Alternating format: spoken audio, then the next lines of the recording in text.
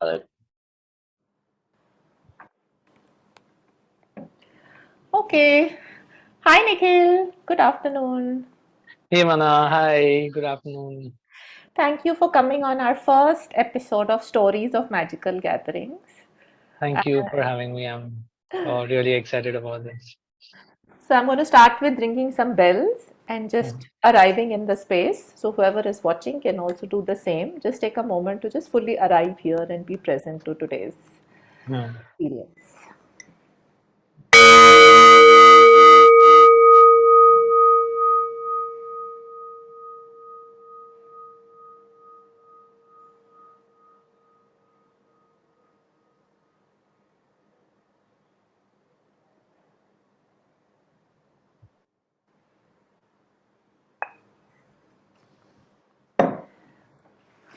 Hi. So, I'm Mana, I'm a facilitator. I love holding spaces for conversations that matter.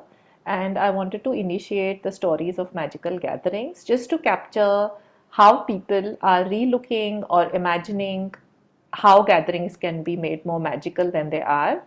And this inspiration comes a lot from Priya Parker. Because when I read her book, The Art of Gathering, that's how she had made the book. She spoke to so many people about what adds magic to their gatherings. And I thought this would be a wonderful way to really get to know what all is happening out there and really learn and be inspired from what people are doing. So, Nikhil, tell us a bit about yourself. Yeah, sure. So, in fact, like one reason I'm really glad to be here is because my work, in a way, involves, creating gatherings that matter, right? Which have this element of fun and meaningfulness in them. So, my work actually involves creating these spaces of well-being. And I do it, for schools, for learning environments, for communities, and for other organizations. And usually, I do this through my practice of dance movement therapy. Mhm. And also, there is something called as Play for Peace, right? So it's a global NGO, and I am one of their trainers. And what we do is we intend to create these safe and inclusive spaces through the medium of cooperative play and experiential processes, Mm. right? So we try, so that is what the intention is there, and that is what I do. Yeah. Great. And what got me really interested in this was the kind of gathering you wanted to do differently. Uh, Huh. so let's start with our questions and our discussion today.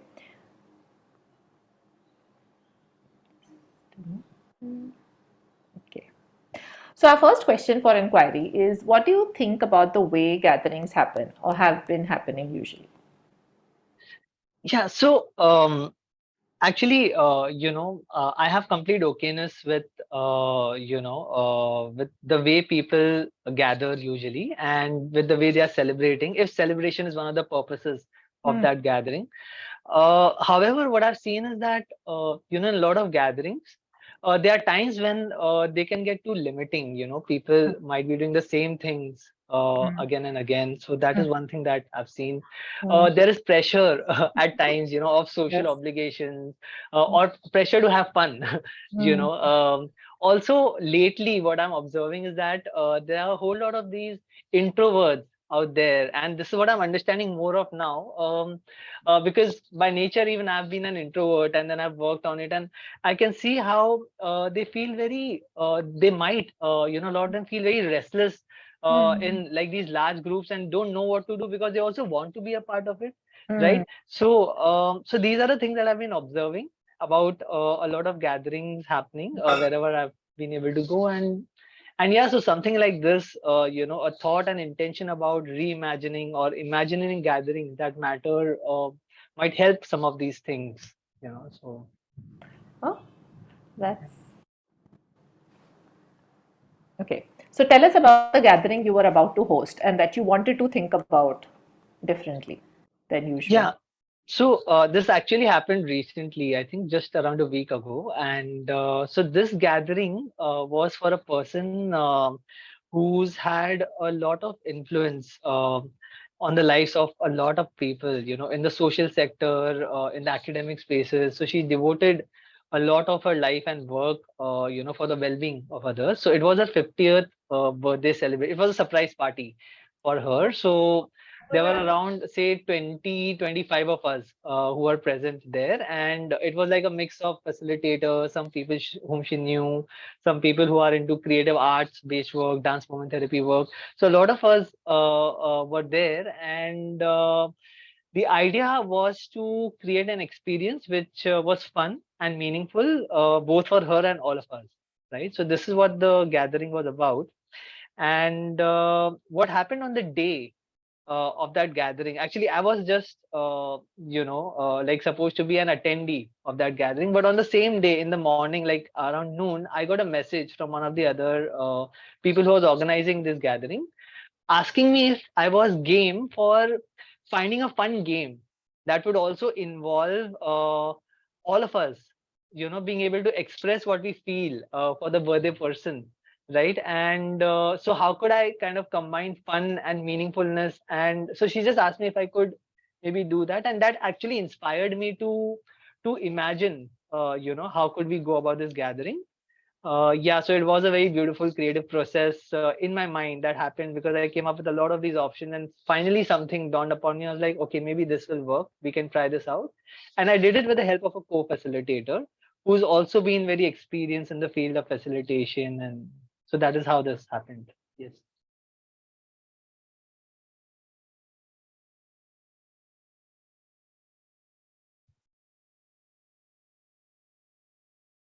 I can't hear you, Manayo. Yes. So how did you go about designing and hosting this gathering? Yeah, so design wise, like I told you, the brief was very clear, make it fun and meaningful, and it's like a combination of both. Mm, And so I just came up with like a lot of these different options. mm, And when one is like really immersed, and when there was such beautiful intention, I think the creative juices start flowing then. And that is when I came up with this one option that I wanted to experiment. And then there was a co-facilitator. I discussed it with her, mm. and we came up with this whole. So she had a lot of ideas. So we sort of combined the two things, and we came up with a plan. But since it was an informal gathering, we had also left a lot of things up to spontaneity. We were like, okay, we've decided this now. Okay. Now let's go there and let's see how that works. Mm, Right. So this is how I designed it. mm, Now, how it worked and what actually happened was that when the birthday person, when she entered the room, all of us were like surprised, and she actually really got surprised. mm, And that is when my co-facilitator there, she just asked this question, to everyone about, okay, we are here, we are celebrating, but what are we actually celebrating? Why are we celebrating 50 years, of this wonderful person? What is it about mm, this person? And mm, that is when I kind of, started inviting people. And I mean, I just told them, okay, let's find out, right? And I distributed these slips of paper, mm, small slips of paper to everybody. And the invitation for everybody was to think in their mind about the birthday person mm, and just write one sentence, just complete the sentence. So for me, the birthday person means dot mm, dot dot. So what does she really mean to me? So complete that sentence in one sentence, mm, so that those were the kind of instructions. And the idea was that that one sentence could be something very straightforward, something very straightforward and meaningful, or something that could be poetic or metaphorical, whatever came from the heart, mm. right? So that is what I invited them to do. And then after that, I asked them to flip that paper, and instead of writing their names down, I asked them to write a clue about just one sentence clue, right, Mm. about who they are. And I also kind of sort of asked them to not make the clue very difficult, right? So that like the person would not have a very difficult time guessing. And Mm, we were all sort of helping her to, guess mm, the names also. And so this is what the brief was. And then after once everybody was done writing, we kind of reshuffled the papers, and everybody had someone else's paper. mm, And one by one, they were reading. Okay. what the person meant to them, and Yeah. then the clue was being read by that person, Okay. and the birthday person and all of us were guessing Yeah. who that person was. So I mean, when I was designing it, I had no idea that it would turn out to be such a beautiful and such a fun experience. The Mm. clues that came up, the like those one sentence clues were so playful. So I had also asked them if they could make it a little playful, while Yeah. not that difficult. The clues were really playful. Some of them were really meaningful, and we were able to actually guess Oh, nice. everybody's name. Yeah. Uh, So it turned out to be very beautiful, and it was like a lot of fun. mm, And once that entire round of mm, guessing happened, mm, what I then invited them to do was, then the slips, like whoever had written those slips, their original slips were given to them. mm, This was the next round that I had mm, sort of designed in my mind of what could happen. Um we then, only the first person who was starting to talk then was saying in her mind, the birthday person to me means dot mm, dot dot, and she completed a sentence. And after that, one by one, mm, everybody just kept mentioning their one sentence, so mm, in that order, we went in that clockwise order. mm, And so it was like we actually created a poem, mm, and very spontaneously, in a very flowy manner. And mm, there was also live music. So there was someone who, so this was also planned. There was someone who plays beautiful live music. So I asked him if he could play this very soft music with his ukulele while this was happening. oh, And yeah. all this was being recorded, like as like a memory, as a gift to the person. So Right. so it turned out to be a beautiful experience. We asked the person to actually absorb it all, to take it all, while that was happening. So Mm, this is how the first part happened. After that, what we did is, and my co-facilitator played a major role in doing this. We then just invited everybody to go down the memory lane, right? Because she's been doing this work since a long time, and all of us were there, who've been associated with her since so many years. So we went down the memory lane. She shared certain things about us, about her childhood, which we really wanted to know. We wanted to know more about her. So that happened then, and it all kind of happened, like we just had to do a little, and then it all just started flowing on its own, and then dinner time happened, cake cutting time happened. Then there were a few people who had prepared a few songs for her, so that happened. She sung a few songs. So a lot of these wonderful informal stuff just kicked off after that. Oh, that's amazing. And and the kind of things I am hearing, when you say all this is, just the fact you said that people wanted to know more about her. Is that how beautifully somehow, that what you did probably made people even more curious, right? Then they Hmm. came, right? Usually you come to celebrate and have fun, but that kindling that curiosity to actually know more about the person, know Yeah. about why are we celebrating. And so I think that this is something that really struck out to me. I'm curious, like in the design, of course, everyone read out their chits once and then the Yeah. clues happened, but you made them read that chit again and you made the person who wrote the chit read that. So why did you do that? So the next time, right, the Yes, second round when, yes. so that was in my mind, I thought it would be so beautiful to, so because they all did it one by one. Mm, So the idea was to create a poem, mm, for the, like it flowed so beautifully well. mm, So the idea was that, like it will actually be like a spontaneous poem that we create for that person as a gift to her.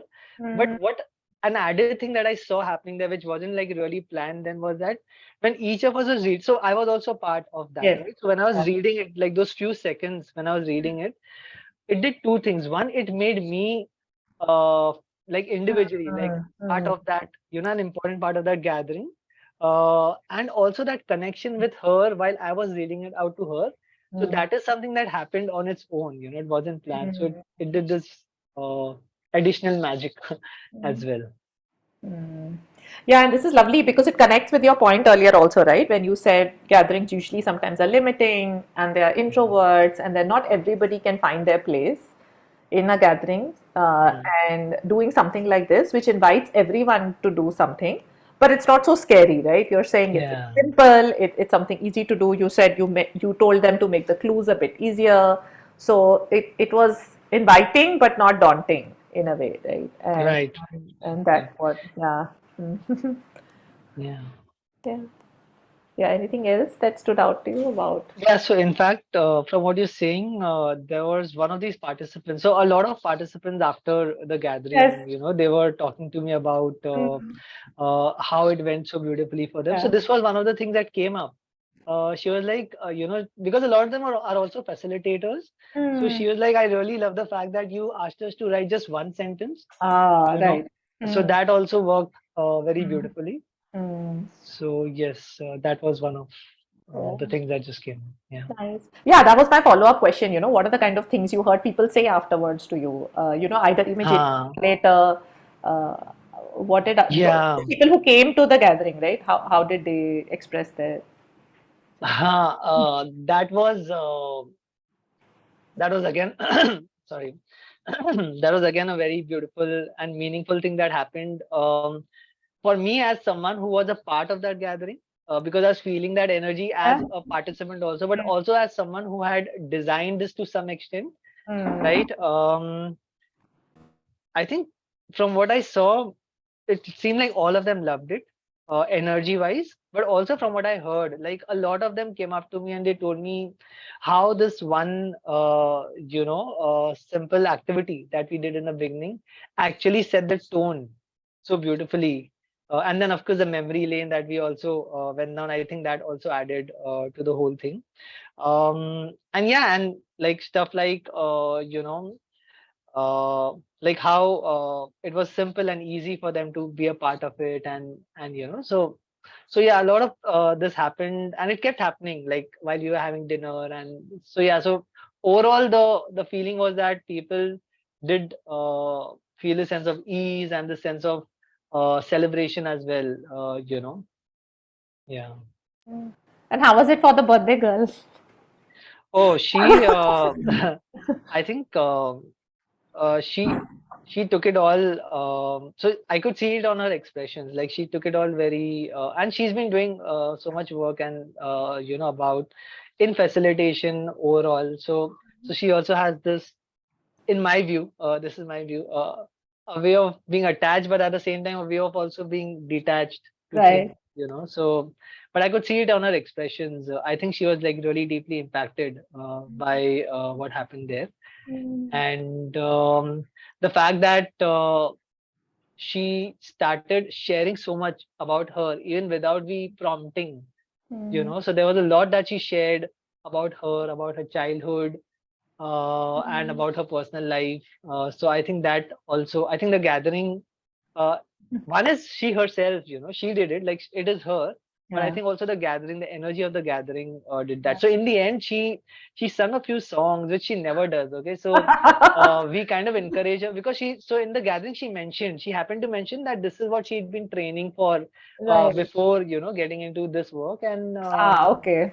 so Mm. we kind of encouraged her in the end to do that, which she never does. And Mm. we all loved her singing. Like it was a very precious moment. Yeah, that's amazing, right? So it also tells you that if you create a space in which you invite the whole person, so much magic unfolds, right? Just by doing that, right? So just by asking people to share what that person meant to her, and that because you had 50 people in the room, that could have been so many different things, and then it inviting her to also tell her stories of her that probably people didn't know about those parts of her before. So just, yeah, I always wonder that, right, that how can you invite the whole person in the room, and especially because it's tricky, right, because not everyone is comfortable sharing Yeah. and opening up. And yeah, I think this was so. Did you notice anything about the introverts specifically in this session? Yeah, I know some of them. I know a lot of them Okay. personally. Actually, had Yeah. attended, Right. and I could see that they were comfortable Okay. Right. and they were being able to express themselves.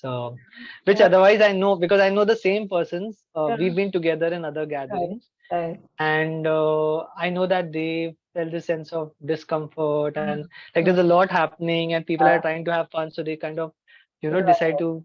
But that didn't happen here this time. It went on like it was a very. So of course what I designed was one thing, but the energy, the overall energy, Honestly, of yeah. other participants, and Correct. it was so beautiful that it just Yeah. flowed very Yeah. beautifully. Yeah. It's like the container, no? If you do the container of water, but I mean, you the water will, it's still not the container, na? The water is in its own form and identity and it will fill up the container. So Yeah, it will take its own form in the container. yeah, and it took very beautiful forms.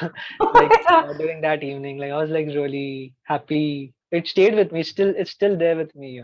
The whole experience. So, like, Did you notice anyone who was maybe not comfortable, or or maybe for them it was a bit different, or still not easy to get into?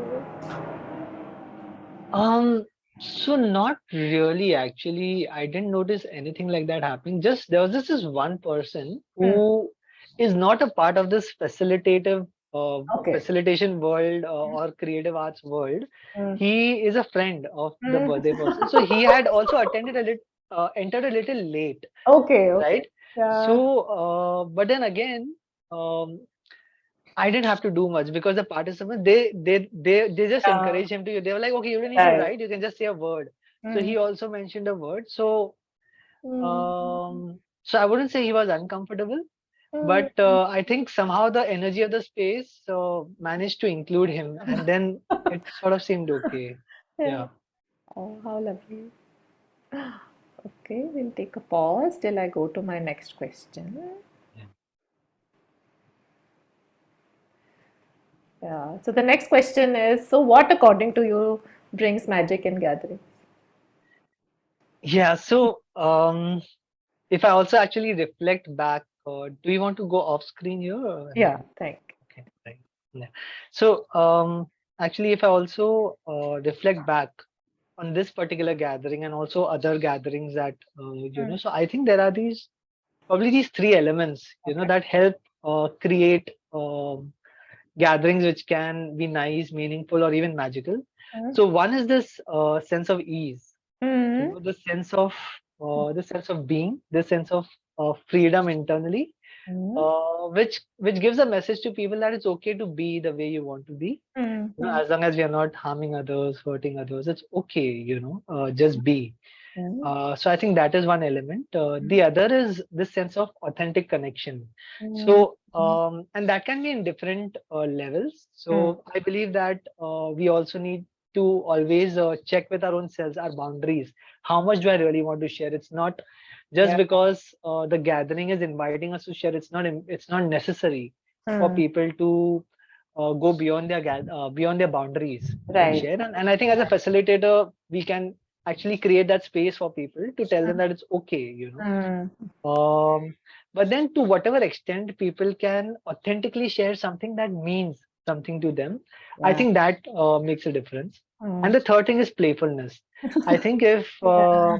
depending on the kind of gathering it is, if Mm. we add this element of playfulness, and Mm. again, playfulness can mean different things to different people, Right. so it can show itself up in different ways, and that's okay. So Mm. if we bring in ease, if we bring in this authentic connection, and if we bring in playfulness, Mm. I think gatherings can become nice and they can become magical. And Mm. that is what actually happened on that evening. So a Yeah. lot of small elements came together for these three things to happen. Nice. Oh, beautiful. So, how do you define playfulness? How do I know I? that's a topic in itself with you. Yeah, so I do work with playfulness. Yeah. Playfulness has been so. One of the beautiful things about play or playfulness is that it can actually be felt deeply, Mm. but it cannot really be defined per se. Mm. Um, for me, playfulness is associated one with the sense of lightness, Mm. right? Mm. So lightheartedness, lightness is something that it brings in. Mm. It brings people very much in the here and now. Mm. When there is playfulness, Mm. or when people are very much in the here and now, the possibilities of playfulness Correct. really increase. And at the same time, I think playfulness is also about being okay to make mistakes, being okay to Yeah. be as I am, Correct. right? So it's a lot about experimentation. Mm. In fact, there's this one thing that I really like to say, that I think life's a playground. And by that, what I mean is that we can just simply experiment Mm. and be playful about the way we are going about in our lives, right? So So these are a few thoughts. I have a lot of other thoughts on playfulness, and this can be a totally different session altogether. But these are some top of mind thoughts currently. Also, yeah, one thing that I'd like really like to add here, and something that I mentioned earlier also, was that play or playfulness can mean different things to different people. So someone can get into this state of playfulness even while reading a book. So it Right. need not always be like I'm jumping around and I'm Correct. moving around. So that is something that we can consider when we are thinking about playfulness. Yeah, we all know someone in our lives who's like that. I immediately thought of one person who is like that in my Yeah, life. and also, we all have multiple ways of. So Yeah, I get into a sense of playfulness at times when I'm reading, right. and at the same time, I also experience playfulness when I'm jumping around, and so yes. Nice. No, that was a beautiful sharing, Nikhil. And so, is there any other upcoming gathering that's on your agenda? And maybe something that you normally don't, because I know you're a facilitator, so that's what you Uh, do. But is there some gathering which you feel courageous enough to experiment and explore differently from well, past years? so actually, like I was saying, all my work In- involves doing that. So Yeah, that's like a huge part of yeah. what I do. So Yeah. there are like a few of these projects Mm, that are in the pipeline. mm, Nothing which is so concrete at this moment that I can, mm, talk about it. But I am looking forward to those two or three things working out, and yeah, maybe like gaining some inspiration from what's happened in this gathering. So yeah. this gathering, one beautiful thing that it did for me was that it helped me do two things which I think I might want to take ahead to these Right. gatherings that are Okay. coming up. Yeah. One, it helped me to also understand the power of spontaneity, because Yeah. it was an informal gathering, right? So we Right. could also, we did preparation, but at the same time we are like being open to spontaneity and Right. what happens. And so Yeah. I think that is one thing that it really did. The second thing that I learned from this gathering was that as facilitator, I need not always do a lot. So yeah, the preparation part can be like very vigorous if one wants to like really like consider different possibilities. But once I'm there, if I Mm, can just be in the here and now and see how much is required and do only that much. mm, So this gathering that we did, which I spoke about today, mm. had this very beautiful element of holding the space with doing only that much Yeah. and then just letting it flow. So I think in the upcoming gatherings that are planned, and hopefully they will work out, I think these are a couple of things that I might want to like really keep in mind. Oh, that's amazing. So, thank you so much for taking the time and sharing. And I must say, you're one of my biggest inspirations in my work Thank and you. life. Thank you for saying that, Mana. And actually, it's both ways, and I really mean it. I'm really glad to be here in this first episode of the Gathering Genie, because I know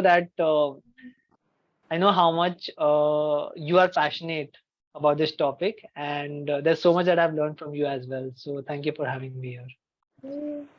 Thank you. And those who are watching, if you have stories to share, like Nikhil just did, about personal or professional gatherings or community gatherings that you feel you have done, hosted, or been part of hosting, please do get in touch with me and I'd love to capture your story as well.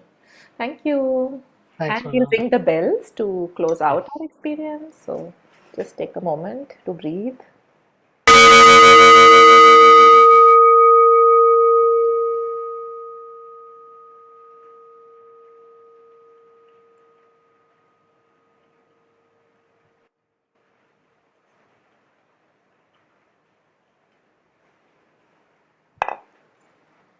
Thank you.